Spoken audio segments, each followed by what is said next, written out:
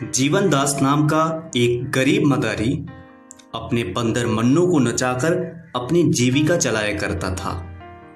वो और उसकी स्त्री बुधिया दोनों मन्नू को बहुत प्यार करते थे। उनके कोई संतान न थी।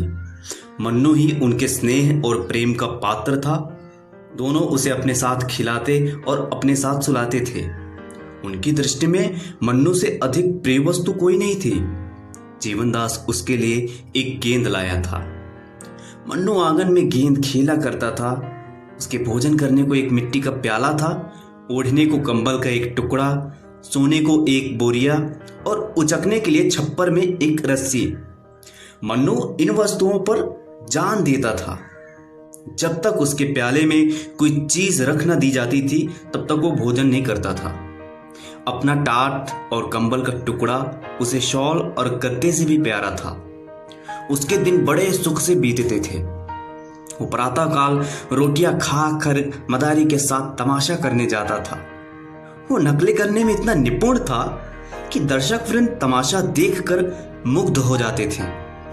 लकड़ी हाथ में लेकर वृद्धों की भांति चलना, आसन मारकर पूजा करता, तिलक मुद्रा लगाता, फिर पोथी बगल में दबाकर पाठ करने लगता। ढोल बजाकर गाने की नकल इतनी मनोहर थी कि दर्शक लोट पोट हो जाते थे। तमाशा खत्म हो जाने पर वो सबको सलाम करते थे। लोगों के पैर पकड़कर पैसे वसूल करता था। मन्नू का कटोरा पैसों से बहुत ज्यादा भर जाता था। इसके उपरांत कोई मन्नू को एक अमरूद खिला देता था, कोई उसके सामने मिठाई फेंक देता था। लड़कों को तो उसे देखने से जी ही नहीं भरता था। वे अपने अपने घर से दौड़ दौड़ कर रोटियां लाते और मन्नू को खिलाते थे। मोहल्ले के लोगों के लिए भी मन्नू मनोरंजन की एक सामग्री थी। जब वो घर पर रहता तो एक ना एक आदमी आकर उससे खेलता रहता। खोचे वाले फेरी करते हुए उसे कुछ न कुछ दे देते थे। जो बिना दिए निकल जाने की चेष्टा करता उससे भी मन्नू पैर पकड़कर वसूल कर लिया करता था, क्योंकि घर पर वो खुला रहता था। मन्नू को अगर चिढ़ थी तो कुत्तों से। उसके मारे उधर से कोई कुत्ता न निकलने पाता था और कोई आ भी जाता था तो मन्नू उसे अवश्य ही दो चार कनेटियां और झापड़ लगाता था। उसके सर्वप्रिय होने का ये एक और कारण था। दिन को कभी कभी बुधिया धूप में लेट जाती तो मन्नू उसके सिर पर जुएं निकालता और वो उसे गाना सुनाती। वो जहां कहीं जाती थी मन्नू उसके साथ पीछे पीछे जाता था। माता और पुत्र में भी इससे अधिक प्रेम नहीं हो सकता था। एक दिन मन्नू के जी में आया कि चलकर कहीं फल खाना चाहिए। अब फल खाने को मिलते तो थे, पर वृक्षों पर चढ़कर डालियों पर उचकने, कुछ खाने और कुछ गिराने में कुछ और ही मजा था। बंदर विनोदशील होते हैं और मन्नू में इसकी मात्रा कुछ अधिक भी थी। कभी पकड़ धकड़ और मारपीट की नौबत नहीं आई थी। पेड़ों पर चढ़कर फल खाना उसे स्वाभाविक जान पड़ता था। ये नहीं जानता था कि वहां प्राकृतिक वस्तुओं पर भी किसी न किसी की छाप लगी हुई है। जहां जल, वायु, प्रकाश पर लोगों ने अधिकार जमा रखा है। फिर बाग बगीचों का तो कहना ही क्या। दोपहर को जब जीवनदास तमाशा दिखाकर लौटा तो मन्नू लंबा हुआ। वो यूं भी मोहल्ले में चला जाया करता था, इसलिए किसी को संदेह न हुआ कि वो कहीं चला गया। उधर वो घूमता घामता, खपरेलों पर उछलता कूदता एक बगीचे में जा पहुंचा। देखा तो फलों से पेड़ लदे हुए हैं। आंवलों, कटहल, लीची, आम, पपीते वगैरह वगैरह लटकते देखकर उसका चित्त प्रसन्न हो गया। मानो वे वृक्ष उसे अपनी ओर बुला रहे थे कि आओ खाओ, जहां तक खाया जाए, यहाँ किसी को रोक टोक नहीं है। तुरंत एक छलांग मारकर चार दीवारी पर चढ़ गया और दूसरी छलांग में पेड़ों पर जा पहुंचा। कुछ आम खाए, कुछ गिराए, कुछ लीचियां खाई। खुश होकर गुठलियां इधर से उधर फेंकना शुरू किया। फिर सबसे ऊंची डाल पर जा पहुंचा और डालियों को हिलाने लगा। पके आम जमीन पर बिछ गए। खड़खड़ाहट हुई तो माली दोपहर की नींद से चौंका और मन्नू को देखते ही उसे पत्थरों से मारने लगा। पर या तो पत्थर उसके पास तक पहुंचते ही ना थे, या वो सिर और शरीर हिलाकर पत्थरों से बच जाता था। बीच बीच में बागबान को दांत निकालकर डराता भी था, कभी मुंह बनाकर उसे काटने की धमकी भी देता था। माली बंदर घुड़कियों से डरकर भागता था और फिर पत्थर लेकर आ जाता था। ये कौतुक देखकर मोहल्ले के बालक जमा हो गए और शोर मचाने लगे, जोर जोर से चिल्लाने लगे, ओ बंदरवा लोए लाए, बाल उखाड़ूं टोए टाए, ओ बंदर तेरा मुंह है लाल, पिचके पिचके तेरे गाल, मर गई नानी बंदर की, टूटी टांग मुछंदर की। मन्नू को इस शोरगुल में बड़ा आनंद आ रहा था। वो आधे फल खा खाकर नीचे गिराता था और लड़के लपक लपक कर चुन लेते और तालियां बजा बजा कर कहते थे, बंदर मामू और कहाँ तुम्हारा ठौर। माली ने जब देखा कि ये विप्लव शांत होने में नहीं आता तो जाकर अपने स्वामी को खबर दी। वो हजरत पुलिस विभाग के कर्मचारी थे। सुनते ही जामे से बाहर हो गए।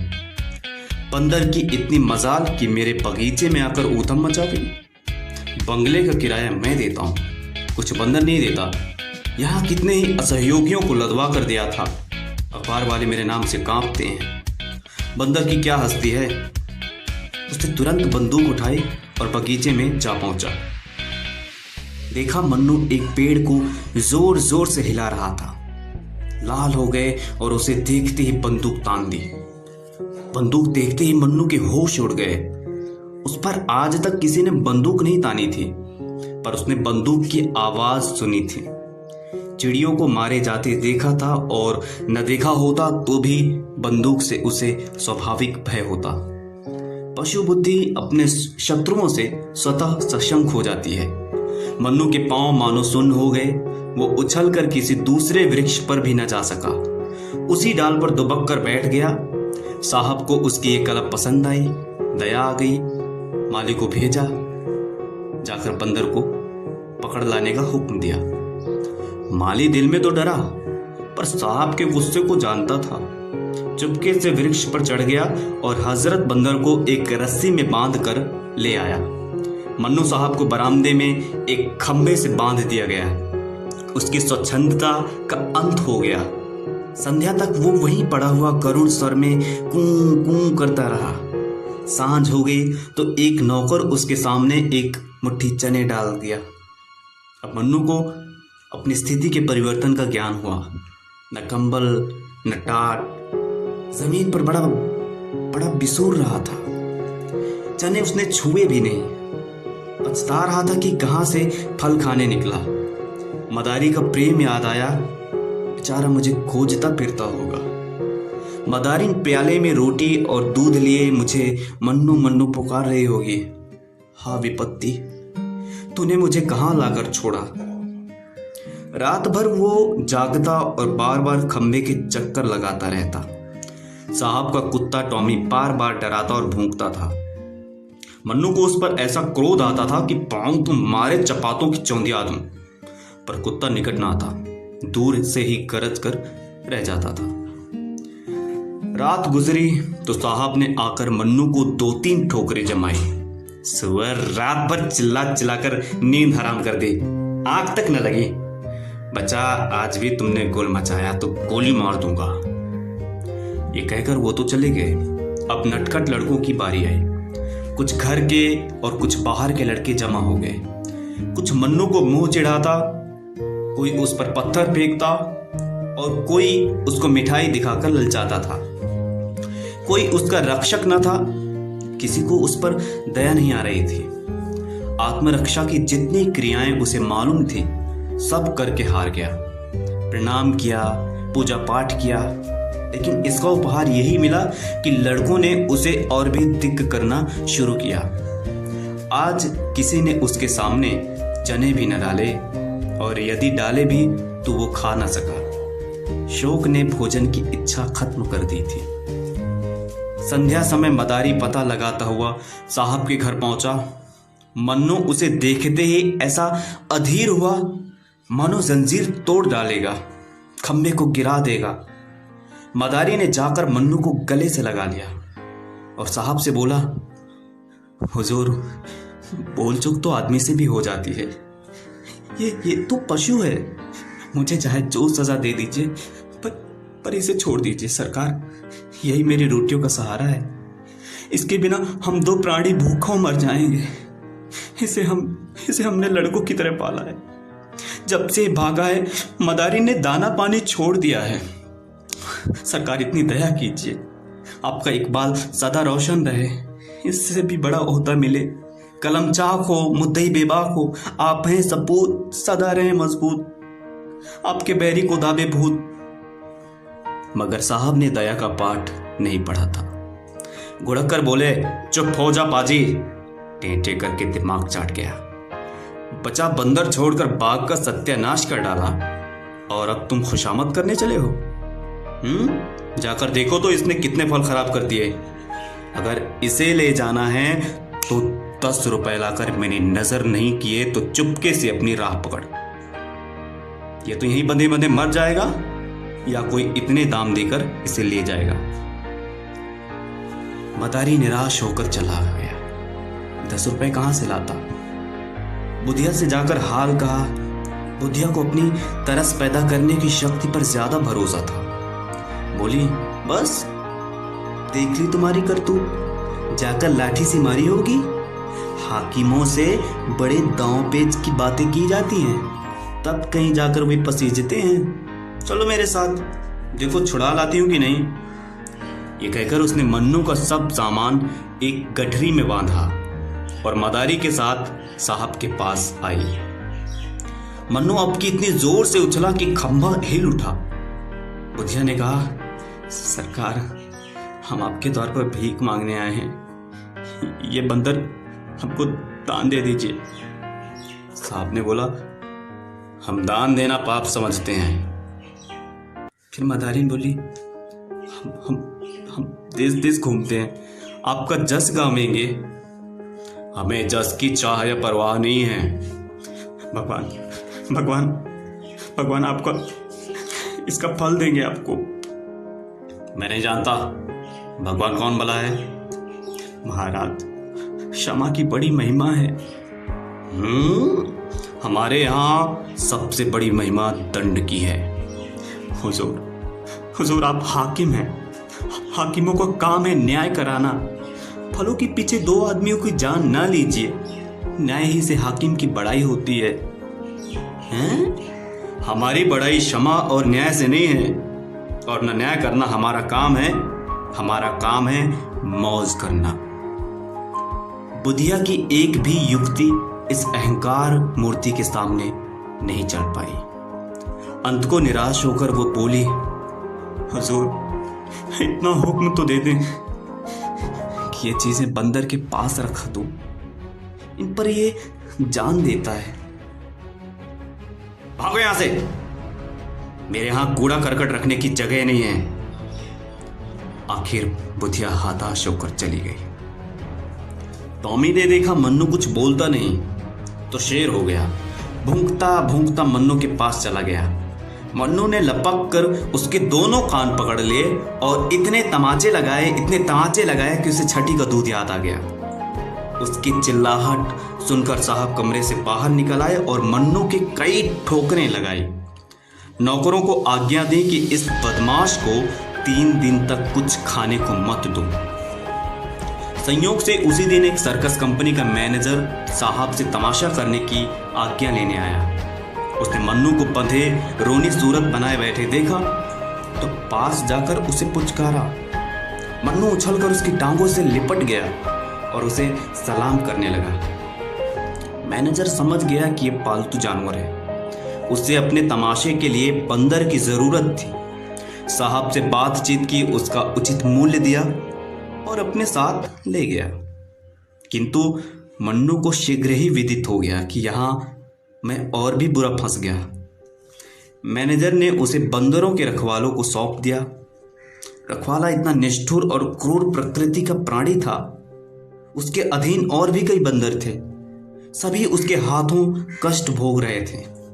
वो उनके भोजन की सामग्री खुद खा जाता था। अन्य बंदरों ने मन्नू का सहर्ष स्वागत नहीं किया, उसके आने से उनमें बड़ा कोलाहल मचा। अगर रखवाले ने उसे अलग न कर दिया होता तो वे सब उसे नोच कर खा जाते। मन्नू को अब नई विद्या सीखनी पड़ी। पैर गाड़ी पर चढ़ना, दौड़ते घोड़े की पीठ पर 2 टांगों से खड़े हो जाना, पतली रस्सी पर चलना इत्यादि बड़ी ही कष्टप्रद साधनाएं थी। मन्नू को ये सब कौशल सीखने में बहुत मार खानी पड़ती। जरा भी चूकता तो पीठ पर डंडा पड़ जाता। उससे अधिक कष्ट की बात यह थी कि उसे दिन भर एक कटघरे में बंद रखा जाता था, जिसमें कोई उसे देख न सके। मदारी के यहाँ तमाशा ही दिखाना पड़ता था, किंतु उस तमाशे और इस तमाशे में बड़ा अंतर था। कहाँ वे मदारी की मीठी मीठी बातें, उसका दुलार और प्यार, और कहाँ ये कारावास और ठंडों की मार।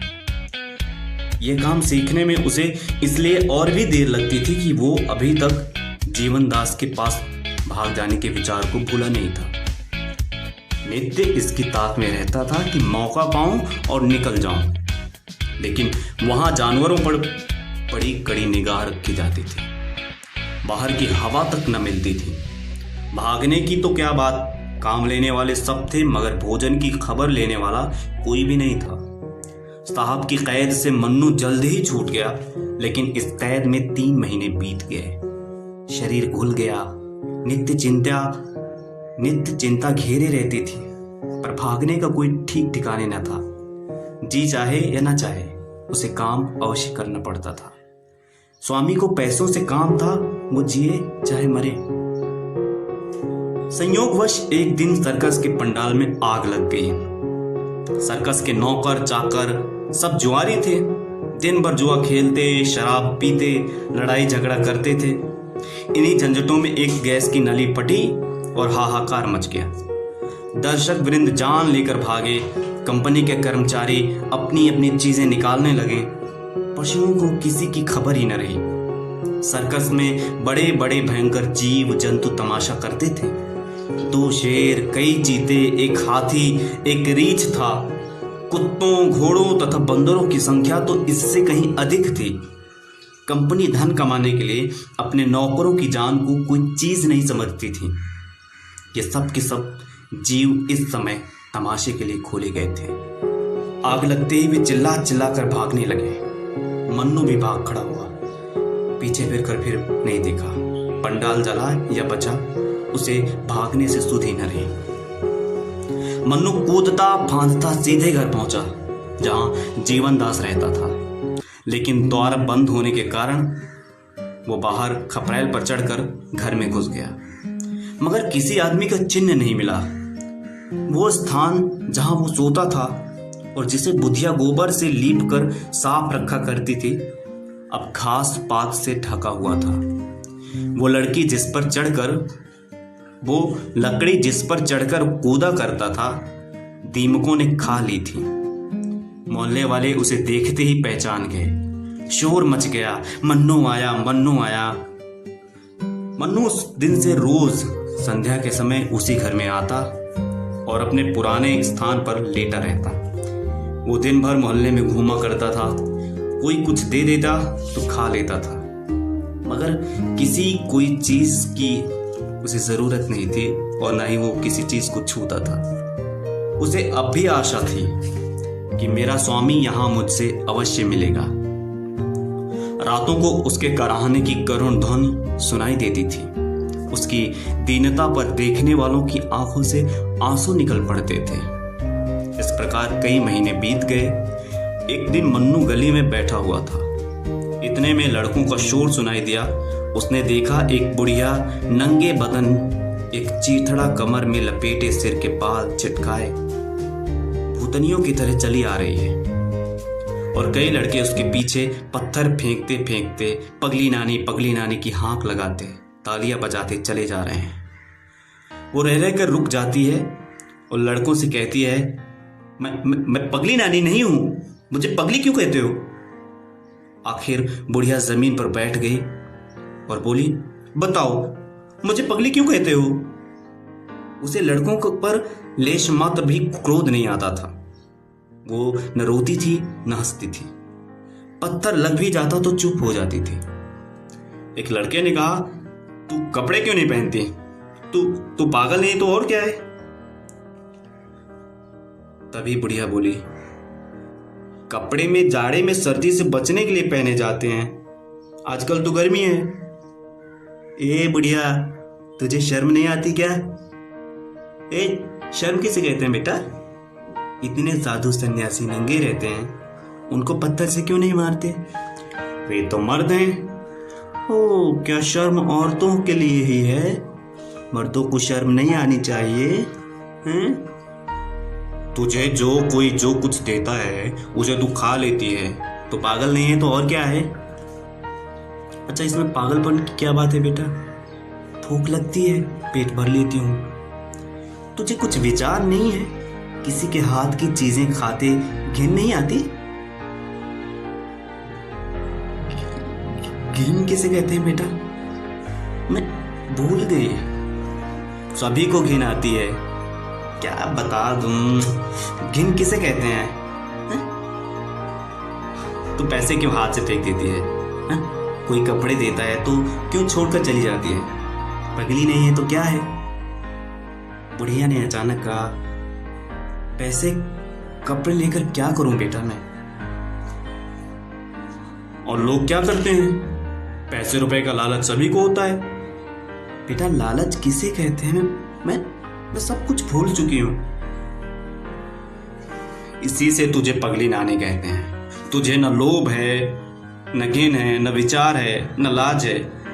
ऐसो हुई को पागल कहते हैं। तो यही कहो मैं पगली हूं। तुझे क्रोध क्यों नहीं आता? क्या जाने बेटा, मुझे तो क्रोध नहीं आता।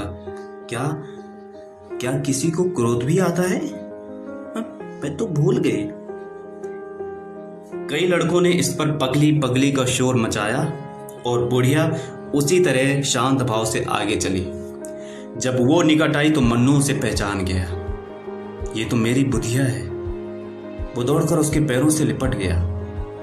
बुढ़ियों ने चौंक कर मन्नू को देखा और पहचान गई। उसने उसे छाती से लगा लिया। मन्नू को गोद में लेते ही बुढ़िया का अनुभव हुआ कि मैं नग्न हूं। अरे शर्म की वो खड़ी न रह सकी। बैठकर एक लड़के से बोली, बेटा मुझे कुछ पहनने को दोगे? तुझे तो लाज ही नहीं आती थी। नहीं बेटा, अब तो आ रही, मुझे ना जाने क्या हो गया था। लड़कों ने फिर पगली पगली का शोर मचाया तो उसने पत्थर फेंक कर लड़कों को मारना शुरू कर दिया और उनके पीछे दौड़ी। एक लड़के ने पूछा, अभी तो क्रोध नहीं आता था, अब क्यों आ रहा है?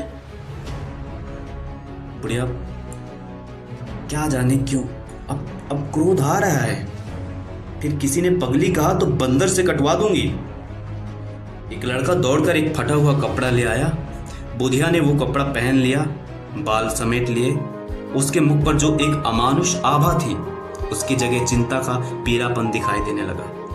वो रो रो कर मन्नू से कहने लगी, बेटा कहाँ चले गए थे? इतने दिन हो गए, हमारी सुध न ली। तुम्हारा मदारी तुम्हारे वियोग में परलोक सिधारा।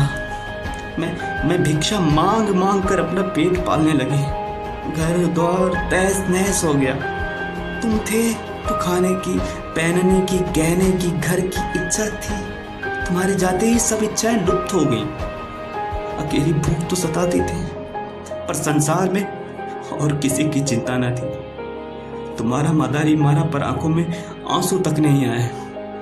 वो खाट पर पड़ा कराहता था और मेरा कलेजा ऐसा पत्थर का हो गया था कि उसकी दवा दारू की कौन कहे। उसके पास खड़ी तक न होती थी। सोचती थी, ये मेरा कौन है? अब आज वे सब बातें और अपनी वो दशा याद आती है तो यही कहना पड़ता है कि मैं सचमुच पागल हो गई थी और लड़कों का मुझे